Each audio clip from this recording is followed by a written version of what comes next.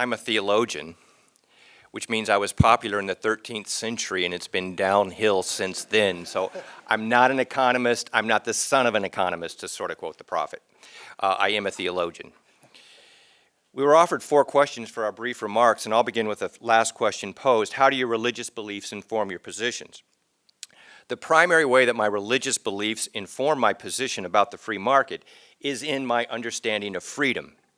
Now, what constitutes freedom is contested. Everybody's always for freedom, but what freedom actually is not easily definable.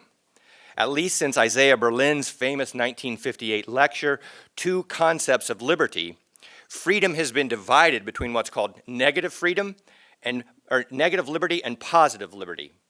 Negative liberty is the dominant understanding of freedom in the modern era. I think it's what we're accustomed to. Positive liberty was that which negative liberty replaced. It was more prevalent in antiquity and even into the Middle Ages. Negative liberty can be more fully divided between liberal and republican freedom. Liberal freedom is non-interference. We are free insofar as our agency can affect its will in the world without unnecessary interference from others. I would suggest there are at least 2 poles. I mean, there are 2 poles of a negative liberal freedom. You might say the libertarian and the liberal egalitarian. The libertarian would be Hayek, or Ayn Rand. We can even go a little further out there. Ayn Rand. The liberal egalitarianism would be John Stuart Mill, John Rawls. The difference between these two would be the extent to which government plays a role in regulating non-interference. Government has a role in both of them. That's why libertarians, like everybody else, want to seek government positions. You ever thought about that? Like people want to say, oh, we don't want any government. Oh, yeah, but we want to be in control. It's always been a kind of mystery to me. So there's two poles in this. For libertarians, government's role is primarily negative. You enforce voluntary contracts, you preserve property rights, you ensure equality of opportunity, you punish those who would violate contract and property rights. Liberal egalitarians have more of a role for government. Its purpose would include ensuring contracts and preserving property rights, but it would also include government efforts to ensure not only equality of opportunity, but conditions that would diminish inequality. So it would include something like the German co-determination model of the corporation, if you know what that is about, where sometimes 40% of workers will sit on a board. And that's a liberal idea. That's not socialism, not even close. But it's a liberal egalitarian idea in Germany called the co-determination. Or it might include Elizabeth Warren's Accountable Capitalism Act. And if you're interested in that, read Miss Imba's wonderful editorial about it in the Post. So that's liberal freedom. Republican freedom is also a form of negative freedom. But rather than non-interference, it's freedom from domination. So liberal freedom focuses on non-interference. I'm free if no one's interfering, and I can affect my agency in the world within reason.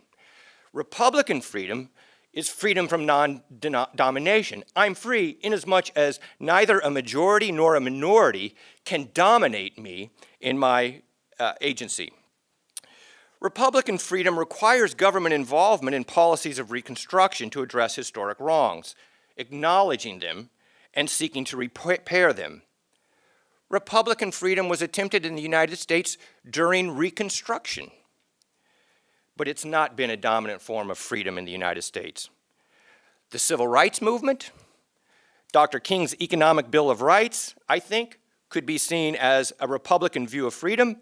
But in truth, I think, most of our economic and policies occur in the space of a negative liberal freedom, between a libertarian view of freedom, which somehow got named conservatism, which in the history of that is intriguing but baffling, because originally a people of faith just thought this understanding of freedom was deeply dangerous and damaging to faith. And a liberal egalitarian view of freedom, which sometimes gets named as the left. Now, if I have to choose among these forms of negative freedom, I'd side with the Republican view, and if I was in charge of everything, the Fed and economics, I'd construct an economic policy based on it, and I would have no idea how to do that. But But my problem with negative freedom is that it leaves little room for faith to play a role. I don't think faith has much of a role in negative freedom, precisely because it's freedom from. It's freedom from and not a freedom for. In fact, I fear that the most extreme forms of liberal freedom lead to nihilism. And nihilism, as Nietzsche diagnosed it, is when our highest ideals devalue themselves. God, truth, goodness no longer do any work for us. They don't matter. And I think in a post-truth world, Nietzsche's one of the most important diagnosticians we have today to explain what's going on. We might espouse belief in God. We might espouse goodness, truth, and beauty, those great transcendental predicates of being that rendered intelligible the Middle Ages and made possible the construction of cathedrals rather than Walmarts. But in the end, even if we affirm them, they don't do any work. They are like whether you buy a Chevy or a Ford, a private preference.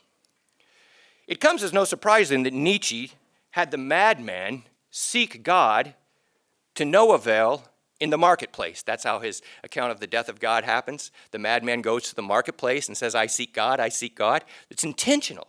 Why is he in the marketplace? Why would you seek God in the marketplace?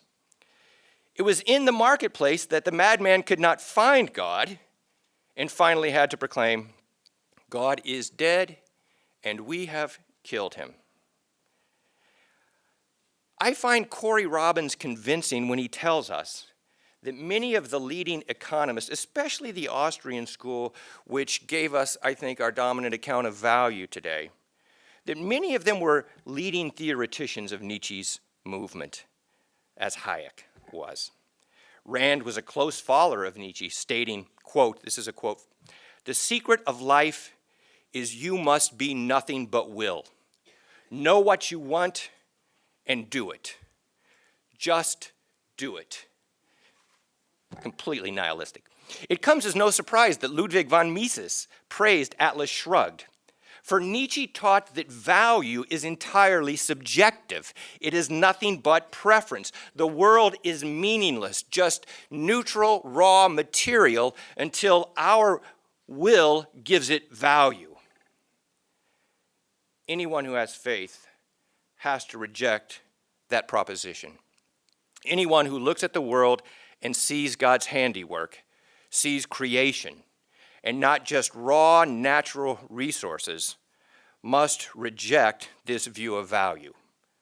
Moreover, for people of faith, liberty can't just be negative, it has to also be positive. I'm a Methodist, we're in a Methodist institution, so you will, I hope, concede that it's appropriate for me to quote the Methodist prayer of confession in our Eucharistic liturgy.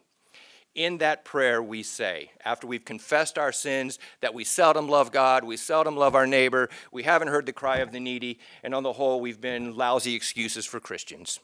After we say that every Sunday, which we need to say every Sunday, we then say this: free us for joyful obedience.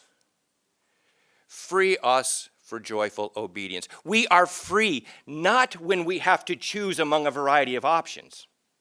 We are free when we are free for God. As St. Augustine noted, the will is unfree if it follows its own desires without any grace direction. Then it is incurvata se, turned in upon itself. It is free when it is directed toward the love of God and neighbor by being moved outside itself. Now, like St. Augustine, I consider myself an Augustinian Wesleyan. Like St. Augustine, I think there are two cities in which Christians must exercise their faith, the city of God and the earthly city. We have obligations in both. In our economic policy prescriptions in the city of God, our present life in the church should take as their norm the spirit infused virtue of charity. And here I think we need to be more intentional about how we distribute and make our money. On the one hand, we could have a common pot, and I know communities that in fact do that. They follow Acts 2 quite carefully. They don't do it, they don't require everybody to do it, but they do it voluntarily. And they have some amazing acts that they can do. On the other hand, I think the church should have at least a maximum moral income. If you can't live on if you can't live on, let's say, $250,000 for a family of 4. Anything more than that should be like watching porn on the bus, or like something just really immoral. We have to recover this idea that you can't just. I mean, for St. Augustine, all of our luxuries. He said this. All of our luxuries steal from the poor, and that's an account of citizenship that we should have. And I think one of the things we should do whenever anybody joins the church, we should require of them, how much money do you make? And how much are you giving away? So that would be the citizenship within the life of the church. Okay, it's a voluntary community. It's not it's not the brown boots kicking down the door and claiming your house for the revolution. And if you read Mr. Wesley, John Wesley, that's what the early Methodists actually did. They actually did that. They required that of one another in their discipleship. So that's our citizenship in the city of God. We could talk a lot more about that, but then there's also our citizenship in the earthly city. It too is God's good creation in what we call the saeculum, the time between the time. That's where the word secular comes from. There's an appropriate secular reality that economists help us understand. And we have to figure out, not all earthly cities are the same. Some are better than others. So how do we figure out what kind of earthly city that we want to have? And here I would suggest following the work of Alistair McIntyre, who has an interesting a connection between, or a combination between Aristotle, Thomas Aquinas, and Karl Marx, that there are basic goods for human flourishing. There are basic goods for human flourishing, which could be a natural good towards which economics should order our lives. Basic health care, education, stable families, the ability to have some leisure time. I mean, Keynes told us we'd only be working 15 hours a week at this point. That didn't actually happen. So all of these things, there are natural good. Before we talk about economics, we have to talk about what is the good? What does it mean to flourish as a human being? And once we've done that, then the question is, how do you construct a society that does that? I'll conclude with this. I think neoliberalism, since the 1980s, clearly has not accomplished that. The stagnation of wages among the bottom 50%, the gross inequities in income, which now rival that of the ancient regime, and the ability for this to continue to feed itself, simply has not been able to achieve that human flourishing, which means we have to, and this is the wonderful thing about being an Augustinian Christian, I have no stake in a single notion of an earthly city. So I'm very intrigued right now, say, by something like Matthew Brunig's work in what he calls nickel and dime socialism. And I'm already gone over my time, so maybe I could try to explain that a bit more in the later conversation. So thank you.